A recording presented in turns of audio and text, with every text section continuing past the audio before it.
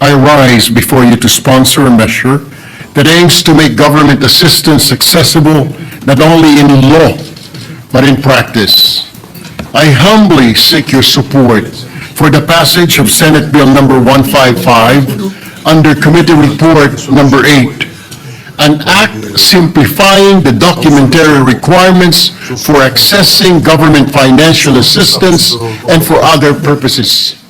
This measure seeks to remove one of the most persistent barriers faced by millions of Filipinos, the burden of unnecessary and excessive documentary requirements.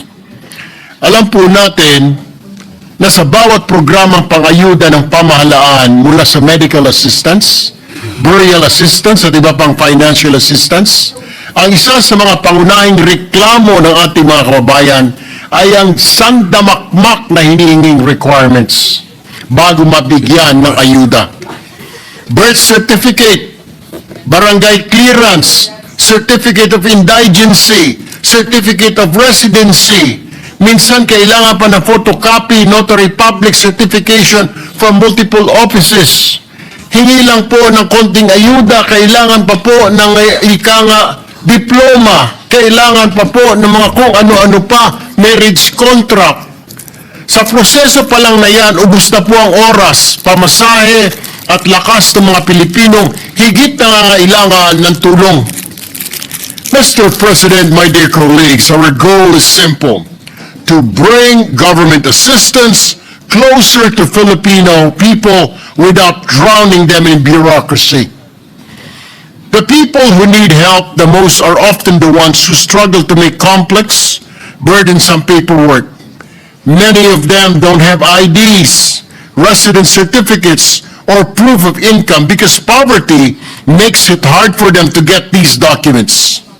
It is not enough to have programs in place. We must remove red tape that bars access to them. The process should be compassionate, not bureaucratic.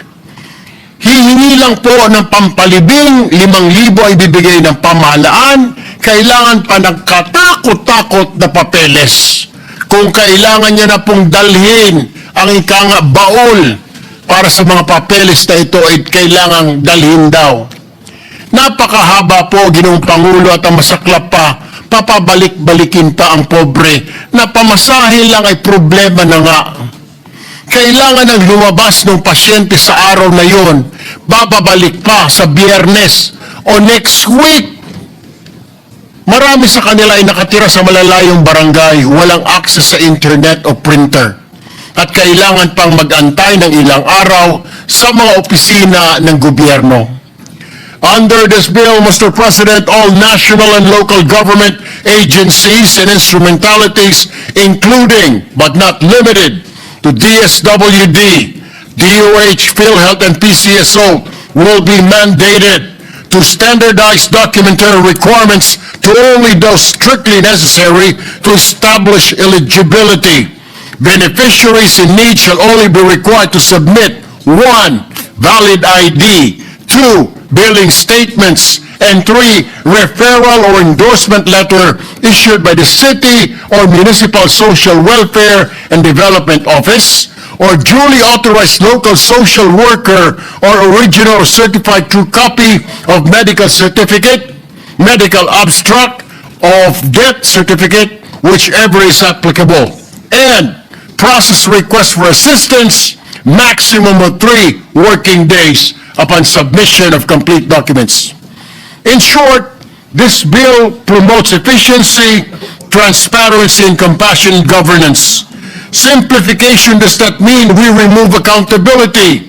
It means we trust our citizens and we trust our systems to be efficient, secure, and people-centered. Mr. President, my dear colleagues, this measure is a step toward more responsive and caring bureaucracy, a legislative measure that truly understands the daily realities of ordinary Filipinos. Sa bawat forms at documentary requirements na ating tinanggal ay may isang pamilyang makakatanggap ng tulong ng mas mabilis, Ginoong Pangulo. At sa bawat araw na natitipid sa proseso, may buhay na maaring naliligtas o mapabuti. I humbly urge you, my dear colleagues, to support the immediate passage of this measure. In doing so, let us make public service truly in service of the public. Maraming salamat po, Mr. President. Thank you, my dear colleagues.